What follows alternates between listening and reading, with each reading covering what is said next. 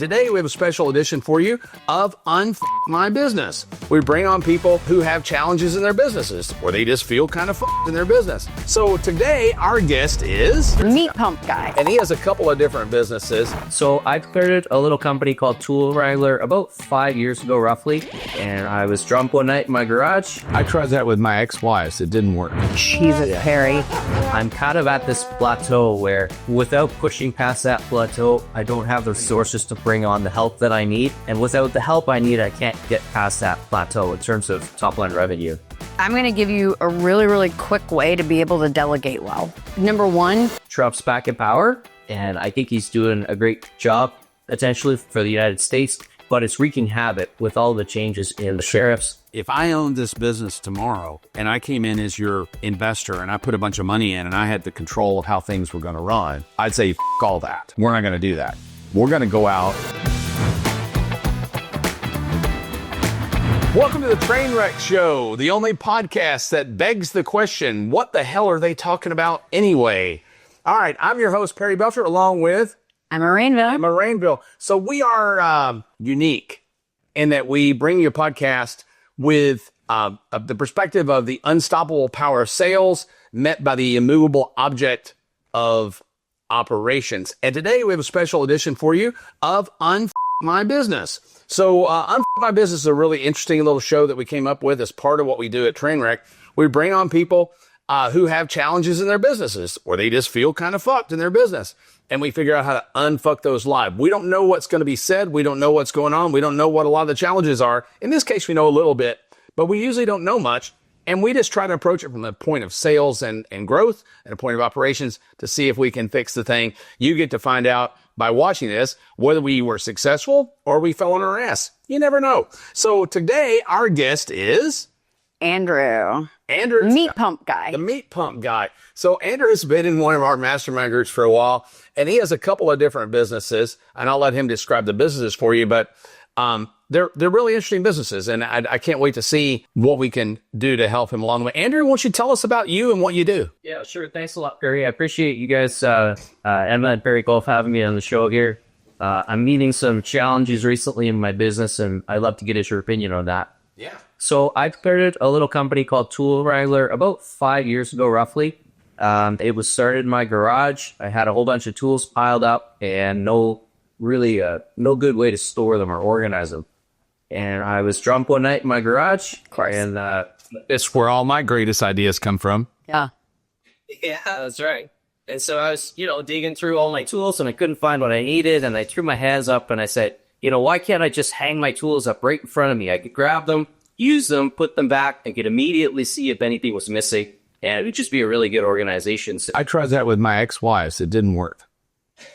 Jesus, Perry.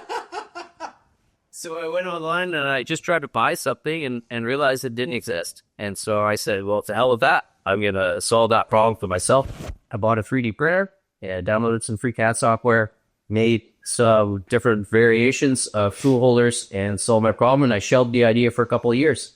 Fast forward a little bit, COVID hit. Back myself, I was a consultant in the oil and gas industry. Found myself unemployed when oil went to $17 a barrel, and decided to take these to market. Awesome. And so, how's the growth of the business been? Tell us about how long ago was that? I started selling about 5 years ago. Frankly, I probably started designing and had the concept 8 or 9 years ago at this point.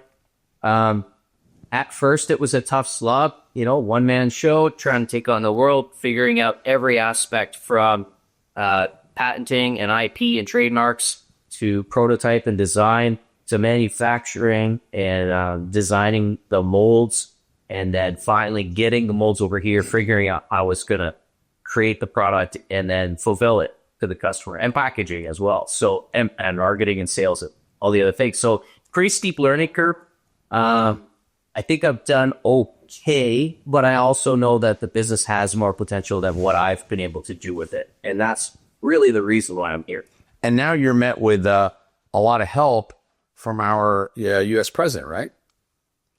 Yeah. So because you're in Canadian. You're in Canadian. Yeah, let's talk about what his problem is, like specifically. Yes. Can you tell us where you're fucked, and then we'll take it from there? Yeah. Sure. I kind of have three different headwinds working in opposition. The first one is me. I am my biggest obstacle. So I am outstriking. I'm working in the business. I'm kind of at this plateau where without pushing past that plateau, I don't have the resources to bring on the help that I need. And without the help I need, I can't get past that plateau in terms of top line revenue. The second headwind that I have is, frankly, this business is difficult because I sell a product with a lifetime warranty and it's piggybacking on the back of different tool brands. And so if you have, let's say, 5 tools, you really only need 5 of my boulders. And then after that, I don't really have much more to sell. So kind of a little tough. I'm always having to pay that new customer acquisition cost. It's hard to develop a relationship and continue to sell the same customers. Okay. And the third thing, most recently, as you guys are aware, is Trump's back in power. And I think he's doing a great job, potentially, for the United States. But it's wreaking havoc with all the changes in the sheriffs. And, it's brewing to be a trade war between Canada. But so far, that's just bluster, right?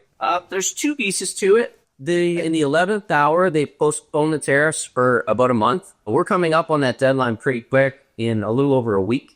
So it remains to be seen if they will be imposed. And then there's another thing that happened. He actually took away the mechanism by which small packages can be shipped into the United States without going to formal duty of paperwork. And that's really the mechanism I use. Let's say I want to sell a $50 item and ship it directly to the customer. Normally the postage is about $10. But if I have to hire a broker to do the paperwork to import that formally, that's about $100 for the paper. And you're Hold on. That's $100 per package? Yeah, if you hire a broker to do that importation for you formally, it's going to be a massive cost. But you're selling the vast majority of what you sell on Amazon, yes? So I'm in Amazon, both in Canada and the US, Etsy, eBay, Shopify, kind of the standard online players. But then I also have retail exposure at about 300 US stores. That's great. So you're sending to those US stores not through a distributor, but direct to the store, yeah? And your mentality on that is you're saving money because you're not paying a distributor markup, yes? Yeah, and the reality is I don't have to pay that last mile shipping, which saves a ton. So I can sell it at a wholesale cost and still net out the same amount. 100%.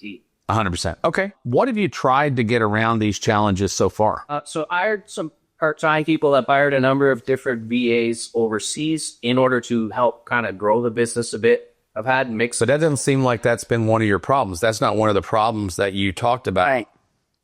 The problems you talked about have all been, the challenges have been physical. They've had little to do with what you could do with a VA, yeah? No, he said that he's the operator. Oh, okay.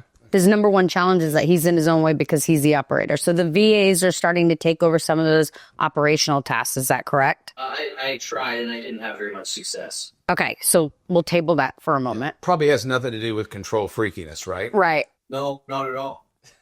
Okay, all right, so we'll table that one. What else have you tried? So the other thing in terms of trying to grow the brand, I've tried inserts within the product packaging. So if a customer buys from me indirectly through Amazon, let's say, Amazon owns that customer. Sure, I don't even get to know who purchased my product, which means I can't do follow-up. I can't do customer service with them, and I can't place more offers in front of them. Right. Come back at a later point, see if they need something else. So that's been really challenging. I have tried inserts, as I mentioned, in the products, trying to get people to come over to my website and sign up. Can you tell us what the inserts say specifically? I tried a few different designs. One of them spent register for your warranty. Another one spent a discount off future purchases. But again, with that lifetime warranty and, them not really needing more of my product, it's not a very simple offer. Makes sense. I have some ideas around that, but let's go to the next one. What else have you tried? So the last issue that I'm tackling is a very recent one. It's literally only come up in the last month and a half. Less than that, really. So what I did in preparation for the changes at the border was I packaged a ton of inventory and I shipped it all into Amazon. I've overstocked Amazon at this moment, which unfortunately means I'm going to incur a whole bunch of storage fees right. on Amazon. But it was in anticipation.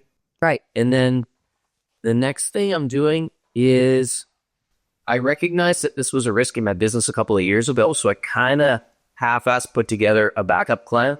And as of today, I am pulling my reserve chute and enacting that backup plan. And what's that? So I use the molds to manufacture my products, and there is a number of injection molding manufacturers across the United States that would happily produce the product for me. The challenge I face is I'm a Canadian living in Canada.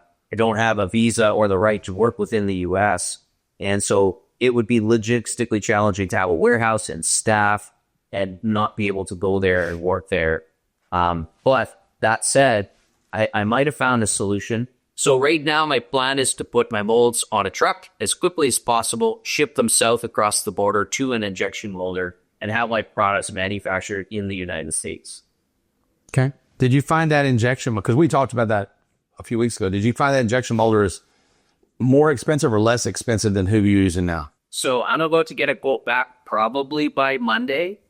I'll tell you, I suspect I'm probably going to save a little bit on the injection molding. And the reason is simply because my supply chain is going to be a lot shorter. All the raw materials have been trucked up from Chicago across an international border to my molder up here where we shoot it. And then we package the parts and then ship them back to the States. So by moving the molds to the U.S., you can be forced. So the border rule may be beneficial to you versus Harmful. harmful to Right. it. Yeah. well, I'll tell you what, about 2 weeks ago, I was shitting bricks. Yeah. Okay. As of today, as I start to think about all the changes, Now you're just shitting rocks. I realize this might be a blessing in disguise. Yeah. Right. Okay. Cool. Okay. So I got a couple more questions. So you made these. I know that. So can you describe the product so everybody else will understand what it is? So I use injection molding to manufacture pieces of nylon. So it's fiberglass reinforced nylon, and they're shaped like the top of a cordless battery. So let's say, for example, DeWalt. I have a holder that's shaped like the top of a DeWalt battery, which then you can mount to any surface, a workbench in your garage, or maybe a workshop or a job trailer. And then you can essentially click in the tool so it hangs on those folders. And it's a way to organize and protect the tools as well as inventory management. And what brands do you support right now? Yeah, it's a great question. So I actually support DeWalt 20-volt tools, Milwaukee N18 tools, and all different types of air tools. We have a CNC machine air tool holder as well, which functions real slick. And the air tools are probably, it's your Versa brand there, right? Yeah. Okay. Yeah, it's nice because there is no brand. Unfortunately, there's about 5 different glove types commonly used in the United States, but I was able to make these universal so it fits with all of them. Okay. And I got a couple more questions. I like manufacturing. You know me. I really enjoy manufacturing. So Yep. I'd asked you this question before, and I don't think you had an answer, but I was going to see if you came up with in between. So let's say, for instance, I'm going to call these a boot for lack of a better term. So you got this boot where the battery would usually go. Instead, you create this thing you put on there where the battery goes so you can hang this thing up on the wall, right? Yes. Fundamentally. So do you know approximately what that unit weighs? The individual holder itself? The piece, the injection parts. How many grams of plastic are in one of those? Do you know? Yeah, I do. So for the DeWalt specifically, our Milwaukee holders are 40% heavier just by design. Sure. The DeWalt holders are 110 grams per shot, and that includes one tool holder, one battery, and the sprue. So approximately 4 ounces. Yeah. Is that right? Okay. Yeah. See, I did that math so quick. Yeah. I'm good. That's at math. pretty, sometimes. Yeah. So about 4 ounces of plastic, right? Yep. And what are you paying to have that injection molded? The DeWalt piece is a little cheaper. As I mentioned, it's got less material and it's a shorter cycle time. So we're sitting at about $1.36 per piece for DeWalt. Okay. So you're paying about 4 times plastic's cost, yeah? Yeah, roughly. I should mention those are Canadian dollars as well, for what it's worth. Okay, so those are 32 cents a piece, right? I'm joking. Okay. So I'm assuming the reason why you only do DeWalt in Milwaukee is because the tooling cost is expensive and you got to run fairly long runs, yes? That's correct. Okay. Yeah, basically an injection mold. And I'm using a mud mold system, which is an insert and a base, which helps reduce that cost. Yeah, so you got a core mold that you have a slot, a plug for, right? I can't believe I know this shit. It's really weird that I'm not surprised. I'm really surprised that I know how this. So basically what he's saying is to call a slug. So you have a base mold that works, and then you can change out the slug in order to make it fit a different tool. Yeah. Yep. Yeah. But each of those inserts actually still costs about $15,000 by the time it's here. Yeah. So, and I'm getting to a point. I'm gathering my notes like a fucking trial lawyer. We'll see. So how many units on an average day are you selling on Amazon? That's a great question. That was one of the questions that I had in going over all this is what is your percentage of sales on each platform? What's direct to customer? What's wholesale? What's Amazon? What's Etsy? Yeah. I just trying to try to get this one down, and then we can back out to the others. Yeah, sure. If you see just slightly accurate answer. Sure. And I have one more backup question we thinking about in the middle is of this 4 ounces that this unit weighs, how much of that is that slug injected in, or is this a piece that could be, is it a separate piece that they didn't assemble? It's injected as, yeah. You asked that one more time? Yeah. So you basically have a core mold with a slug in it for DeWalt, and then a different slug for Milwaukee, and a different slug for whatever, right? Fundamentally. Fundamentally, yeah. Yeah. So is that slug molded into there? It's cut into our steel, yeah. Okay. So basically, they're putting that slug in there, and then they're blowing the whole part. They're not blowing 2 parts. That's correct. Okay. They're shooting the whole thing in one shot. And it's about a 60-second cycle, right? If you had to guess, I'm sure you don't know this, the slug portion that's being molded, if you had to guess, what percentage of the weight would you think that is? When you're using the term slug, do you mean the screw, the piece that's left over? No, the piece that makes it Milwaukee or makes it DeWalt. So they are both independent molds.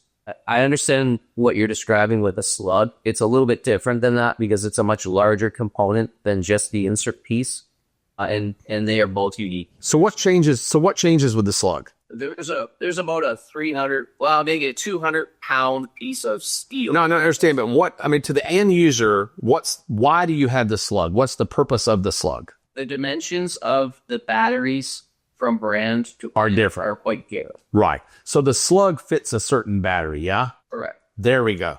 So you're creating a Milwaukee piece, and there may be 5 batteries that you need for that Milwaukee piece. So you have 5 different slugs that fit 5 different batteries for Milwaukee, yes? We just run one design for Milwaukee, the most popular, and we run one for DeWalt. So what's the point of the slug?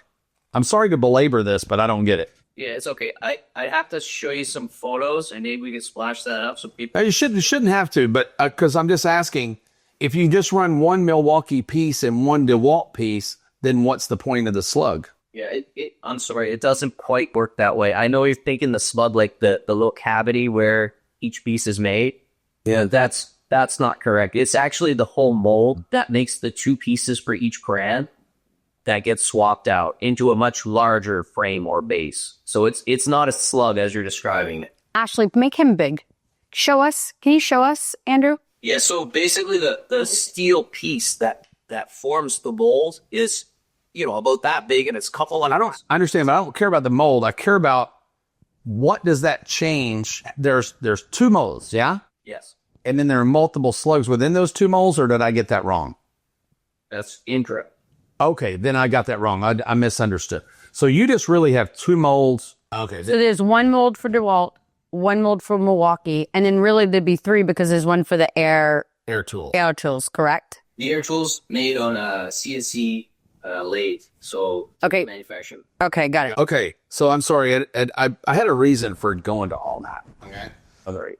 Okay, so do you want to address growing sales first, or do you want to address logistical problems first? Let's talk about sales. I mean, I'm dying to know how I can acquire the customer information so that I can communicate with them, gather information from them, potentially figure out the next product that they want, find out how to improve what I'm currently doing, and ultimately maybe make some more sales. I think you're asking the wrong question. Okay. So I'm going tomorrow to a think tank for Amazon sellers.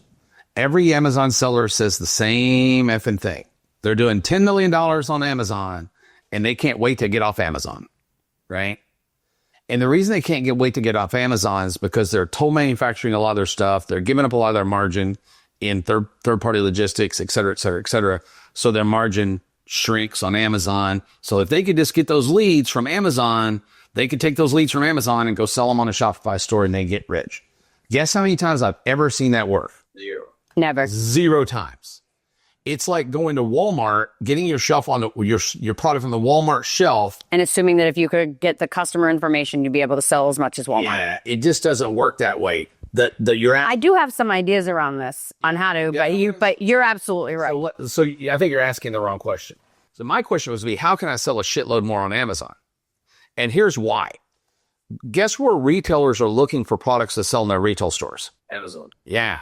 So if you got your product killing it on Amazon, then they're going to find you, right? And you got trade shows like True Value Hardware does their own, Ace Hardware, True Value Hardware. They do their own trade show, and then they do the National Hardware Show. And those two shows are adjacent to one another. And those retailers alone could eclipse your business times 1,000, right? The challenge that I see with what you're doing, I'm going to give you my FISU, okay? FISU, we've talked about this before, but I brought up a bunch of times to you 3D printing, and you say, yeah, it's just not skilled. I don't believe that's true. And here's why I don't believe that's true. You're serving 2 brands of power tools. How many brands of power tools are there in the market that are doing $20 million or more a year? I bet you there's 10. There's probably 10. You got Skill, Kubota. Now Home Depot has its own brand in Rigid, yada, yada, yada, yada, yada, right?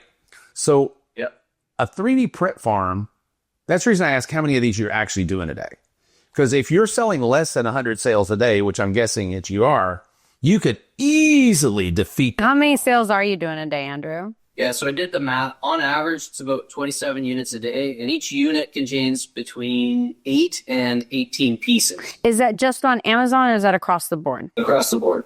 So Very low volume. Yeah. Yeah. So if it were me, the FISU, you're a designer. I know you have CAD experience. I know you know how to run a 3D printer, right?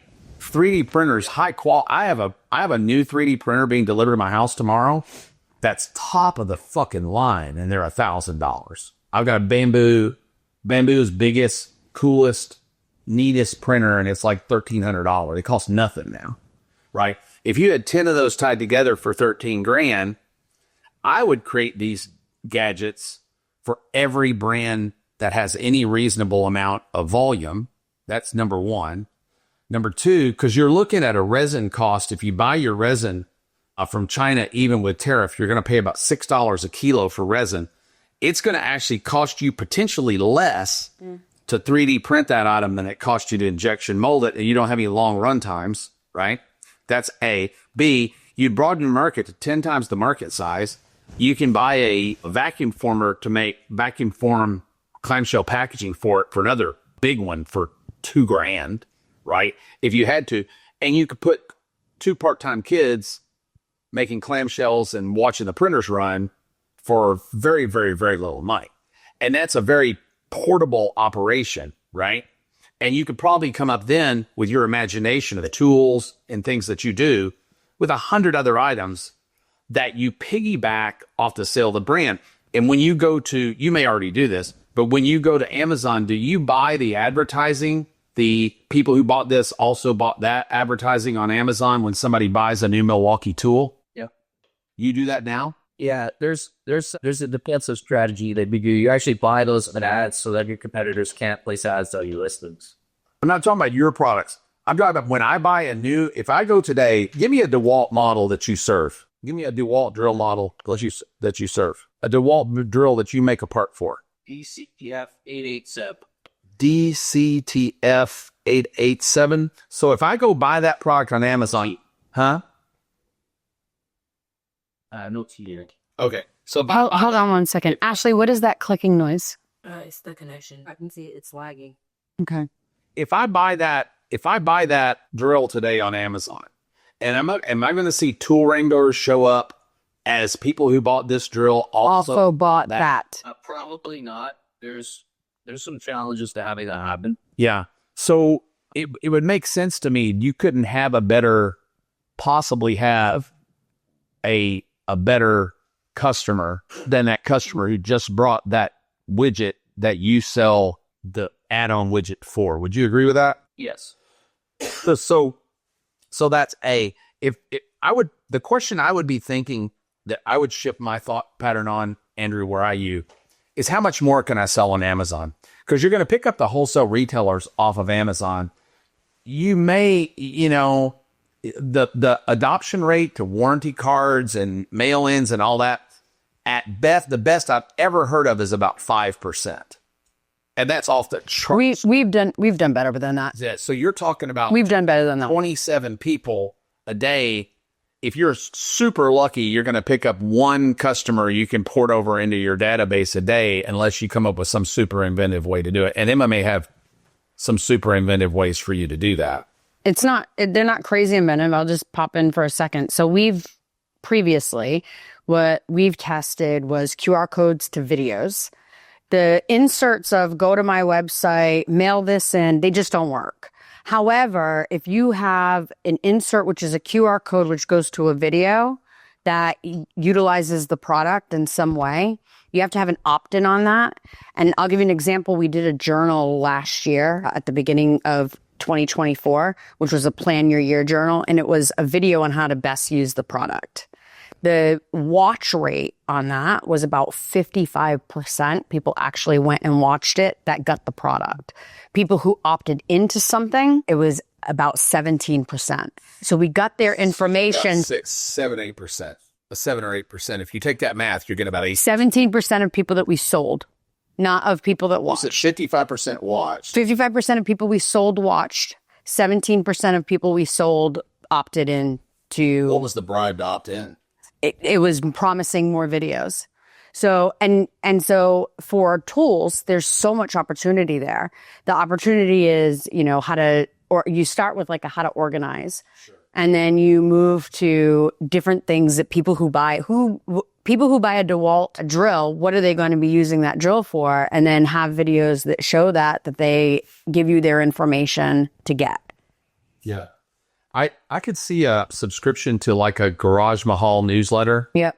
Because there's a thing about branding that I think you could actually have a lot of fun with. One of the cooler ways to build a brand, especially around a newsletter, is to build it around a piece of real estate. Right. To say, I want to be the guy that sells this guy everything in his perfectly organized garage. So once he has my tool holder, then maybe I'm going to sell him the next widget. I'm going to sell him a pegboard to go on his wall. I'm going to sell him sticky glue to put things on the but I don't think any of that's going to get you the lift that you're asking for. The question you had was, how do I acquire those Amazon customers? That's probably your best bet into acquire them. But it's going to make this much difference in the short term. Right. Your ability to, if I owned this business tomorrow and I came in as your investor and I put a bunch of money in and I had the control of how things were going to run, I'd say, fuck all that. We're not going to do that. We're going to go out, get more influencers to drive our sales in Amazon. And then we're going to take those videos and I'll give you a little trick, by the way. It's a good little trick. You can go on to any national retailer, download from LinkedIn, their buyers, their executives, et cetera, and build a master retargeting list from that and retarget the shit out of your ads to this group of nothing but retail buyers. Well, years ago, we used to sell Walmart. We did an infomercial for a product one time for a product we wanted to sell to Walmart. We did a direct response infomercial. It was for a croaking frog doorstop. When you walked up in front of somebody's door, it was it was the craziest thing in the world you'd ever see. But the people that are watching this right now probably remember seeing one of those somewhere because we sold 8 million of them. And the way we sold 8 million of them was by creating an infomercial for it that never aired anywhere in America except for Bentonville, Arkansas. We just littered television in Bentonville, Arkansas. So everybody who worked at Walmart headquarters had seen this thing. By the time we went to the Walmart buyer with it, he said, "Oh my God, I'm glad y'all are here. I've had 15 fucking people in the office. I got people from a county telling me I need to see this frog thing," right? It was an instant slam, right? So you have the ability to do that now, popularizing an item, especially talking in the video about your rocket sales hey, my name's Andrew, and I'm the Tool Wrangler, and we do this thing. And look at how this is the most popular tool holder for DeWalt tools in the world. Look at this. This is our Amazon sales. Look at this chart. They're off the chart. People love this product. You should try it. Here's a coupon code for Amazon. And by doing that, whether anybody ever buys one or not, it doesn't matter. But if the executives at Walmart, or the executives at Ace Hardware, the executives at True Value, or the executives at Harbor Freight are seeing this thing, right? You've got an advantage of being in their ear. And they might not call you up to buy your thing, but when they see you at a trade show, or when you call on them, or when you send them a proposal, they go, yeah, that's that thing I saw online. That thing's pretty cool, right? So I think the secret, though, what they're looking for right now, the world has changed when it comes to retail products. There's a lady I want to introduce you to. Her name is Karen Waxman. Karen Waxman. She has a company called Retail MBA. You should look her up. She takes people with popular products on Amazon and puts them into retail stores. Karen's brilliant at what she does. And it used to be back in the day, you had to have a whole... She's going to get flooded and hate you. Yeah. but you used to take a whole footprint. You had to take an end cap and all that. Today, the buyers, they're just like the music industry. The music industry is not auditioning talent anymore. They just don't do it. They just look to see who's breaking through on YouTube, who's breaking through on Spotify. So retail's doing the same thing.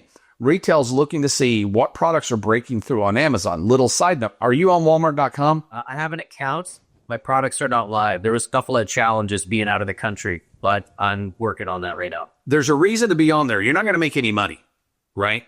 But any sales that you drive directly there, I would drive most of them directly to Walmart versus most of them directly to Amazon. Reason why, if you sell a food product like I do, if you sell a food product on Amazon and it sells popularly, guess who you're going to get a call from? Right. Whole Foods. Because Amazon owns Whole Foods. They're monitoring the data. They see under the hood, right? So if you put Tool Wrangler products on Walmart.com and all of a sudden they become popular, guess who you're likely to get a call from? They're willing to do a shelf test for you. Does that make sense? Yeah. So you might pick up 20 retail Walmart stores, and if they sell through, it's only going to be a test. They're not going to say, hey, send us a truckload of these. But they're going to do a shelf test, see if they sell through. If they sell through, you might get those retail stores. So you're going to see Home Depot allows third-party sellers now, if I'm not mistaken. I think they do. But you're going to see... On the website, they do? Yeah. Yeah. So you can send people, hey, when you're running your ads, available at Home Depot, Walmart, Rite Aid, Eckerd. You see the TV commercials, now available at Rite Aid, Eckerd, Walmart. They do that for a reason. They don't care about how much they sell directly. They just want to sell enough directly to pay for the ad. What they're able to do then is go into the retailer and say, hey, look, you guys don't have this on your shelf in all your stores, and I'm running these videos that are going viral nationwide. You're losing money. And the buyer goes, oh, shit, you're right. And they kind of are forced to buy your product. Does that make sense? Yeah, it does. Yeah, one of the reasons why I didn't target Walmart is because Walmart doesn't actually sell the tool brands that I manufacture the accessories. Right, but you should manufacture the tools at Walmart. Because for everybody who buys a DeWalt tool, there's probably 50 people who buy a Kubota tool. Not Kubota, but what's the blue one? Great value. Is the brand at Walmart sells. Yep. What is? Art. Yeah, that's their own brand, right? What's the blue brand that sells so much? Not DeWalt. Cobalt is Lowe's. Cobalt is Lowe's. Rigid is Home Depot. Yeah. But then what's that blue, that like teal brand blue that so many people like? Makita. Yeah. So I'll bet you for every person who buys a DeWalt tool, there are probably 50 people that buy a Makita tool. Would you think that's fair to say? I would strongly disagree with that. DeWalt, Stanley Black & Decker sells, like I have the data to show market share, which manufacturers sell the most, and that's why I've targeted DeWalt in Milwaukee. It's a declining rate as you go down. Yeah, but Black & Decker is number one, yeah? No, DeWalt, actually. DeWalt sells more dollars or more units? Both. Really? That's the process. That's the number one tool manufacturer by volume and by value, and then Milwaukee is the second biggest. Is it really? Okay. I'm surprised to hear that. I thought that they were premium tools. Yeah, they are. Because I've never bought either. I'm a cheap guy. I buy the Makita one, or I buy the My garage is filled with DeWalt. Yeah, I get you. And the person who buys a DeWalt probably is more proud of the tools, takes better care of the tools, and probably a better buyer for you. But I think there's still room out there for you to open up. You know, if you can look at those two brands, then look up the rest of the universe. Yep.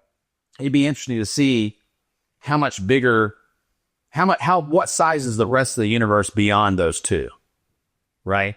Yeah, I found a really cool infographic that shows it visually. It's really, it's pretty surprising.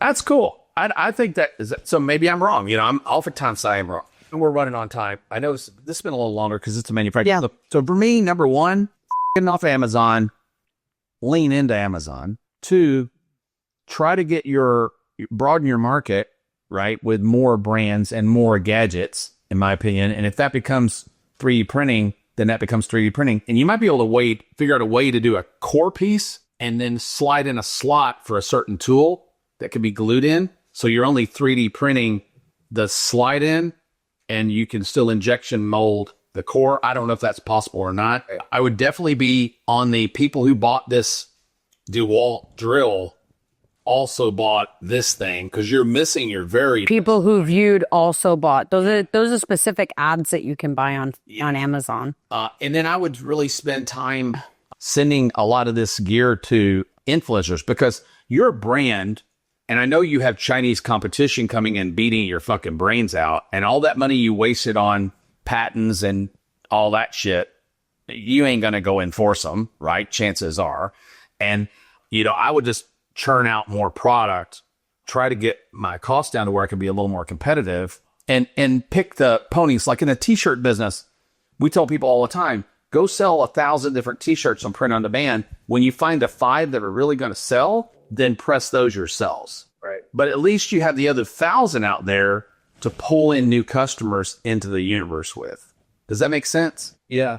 Because I love your example of Walmart hitting up all the people in that one community, one town or one region, and just blanketing them. yeah, We talked. I mean, I got to tell you, first of all, shameless book here for Ignite. Since I joined your mastermind, which is a ridiculous value, by the way. Since I joined, we just had a meeting recently where you were talking about the echo method of just inundating the internet with the UGC and influencer army of content creators. I love that. As soon as I get my business landed in the US, I'm fully planning on deploying that strategy. yeah.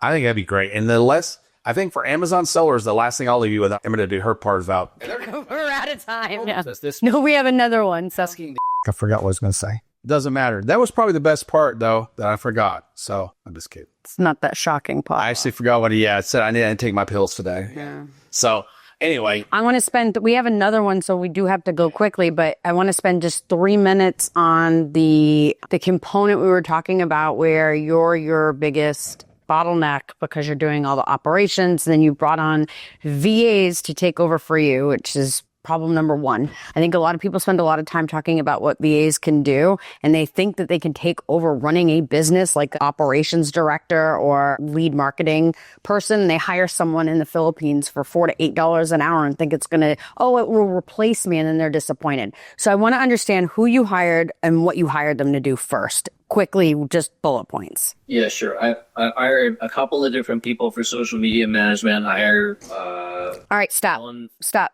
Social media management, a couple people. How many people are doing your social media? 0 now. Okay, so you hired someone. Where'd you hire them from? Philippines. Okay.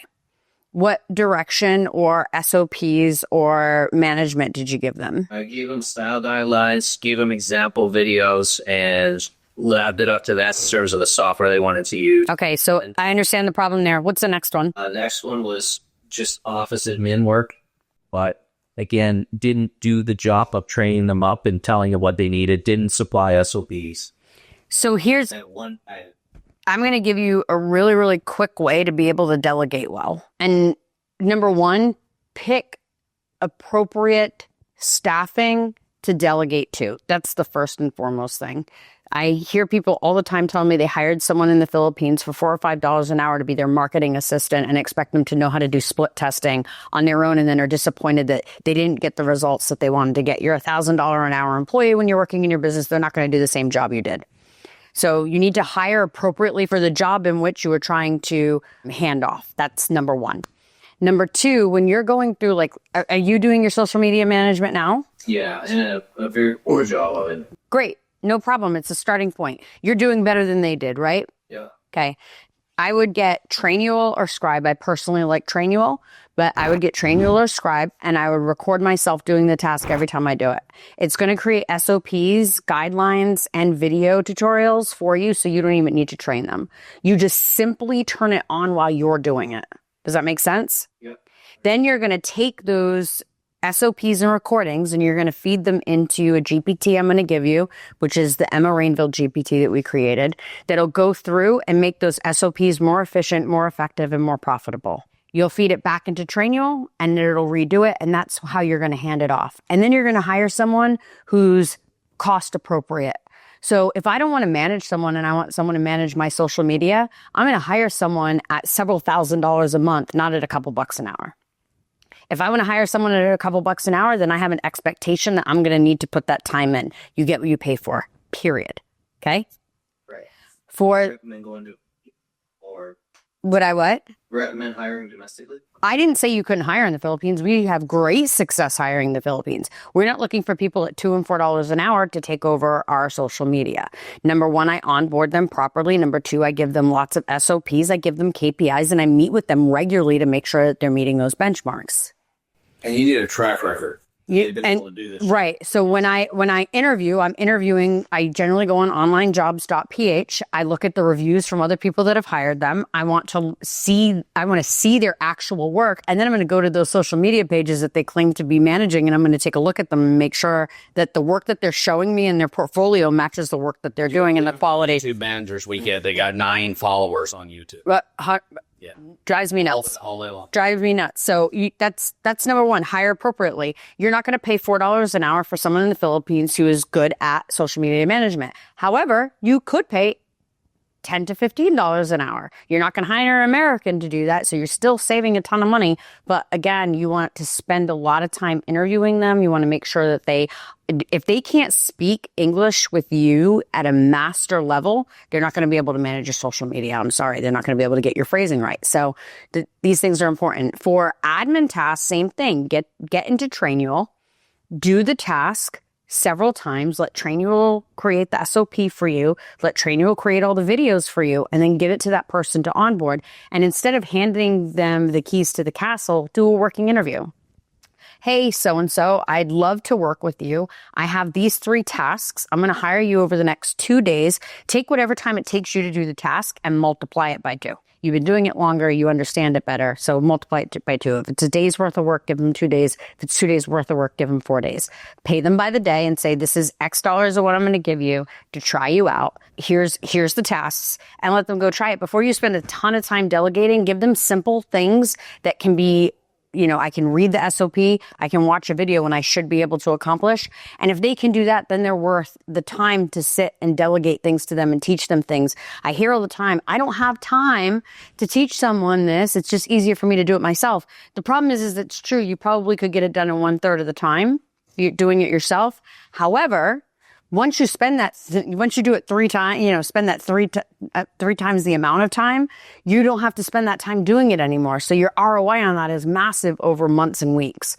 So just make sure that you're spending time with the right people, that you're spending the time interviewing them. And if you don't have time to interview and hire someone to interview and hire for you. There are tons of companies out there. It's absolutely worth the, $2,500 to hire a social media manager and have someone who's going to onboard them for you if you don't have the time or energy. It's a lot better than you handing over your social media, losing followers, losing traction, losing insights, and then wasting whatever you're paying them on top of that. Make sense? Yeah, it makes a lot of sense. But I would really study what you're doing day to day that's keeping you from implementing the things Perry's talking about, because the stuff Perry's talking about doing takes a lot of thought. Perry's making it sound really easy. It's not that easy. You have to really think through things. You have to look at the cost analysis of what you're paying now versus what you'll pay to do this, the time commitment and the time down in doing that. These are things that you need to spend valuable entrepreneur time on.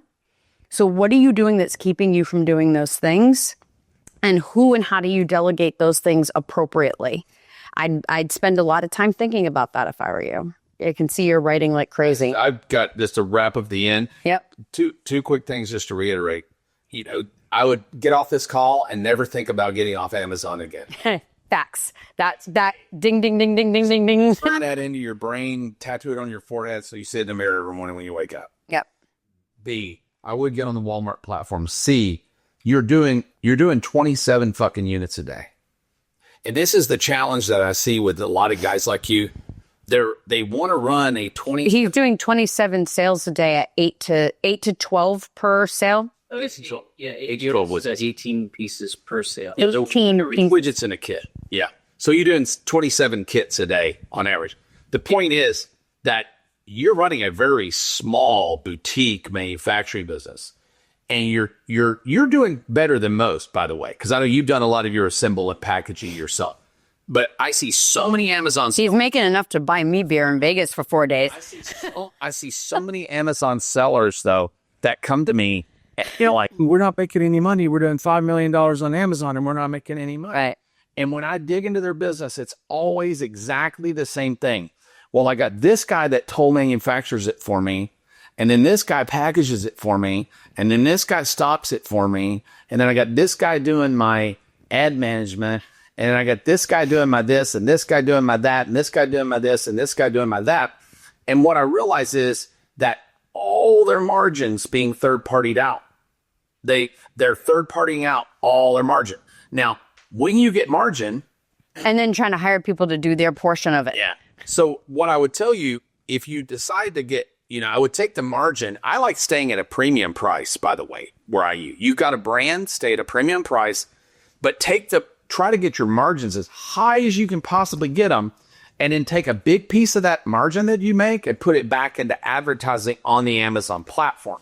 That's why, like Project, I spent a lot of years burning up a lot of brain cells trying to make products just like Procter & Gamble's that I could sell to a dollar store, because I realized, man, I could make a bottle of Palmolive for 50 cents. I'll sell it at a dollar store for $1 and I'll get rich. I did okay, but the Procter & Gamble model's a lot better. They said, we're going to make this bottle for 40 cents because we make a lot of them. We're going to take $1, the amount I was selling for. We're going to take $1 of this $4 retail product price, and we're going to put it back into advertising, and we're going to build a national brand sphere worth billions of dollars. And eventually people will only want to buy Tool Wrangler, only want to buy Palmolive, only want to buy whatever. Keep your branding uniquely American. All these Chinese companies are sticking Fujiduku name stickers on the side of a product and think that's branding. You have a really cool brand. You're the good tool guy. You got that going for you, right? So I think those are the two things I'd say. Just be super cautious of that. Try to increase your margins as much as you can. If you're going to the U.S., you're very close to the border, right? Yep. Yeah. In 3 hours.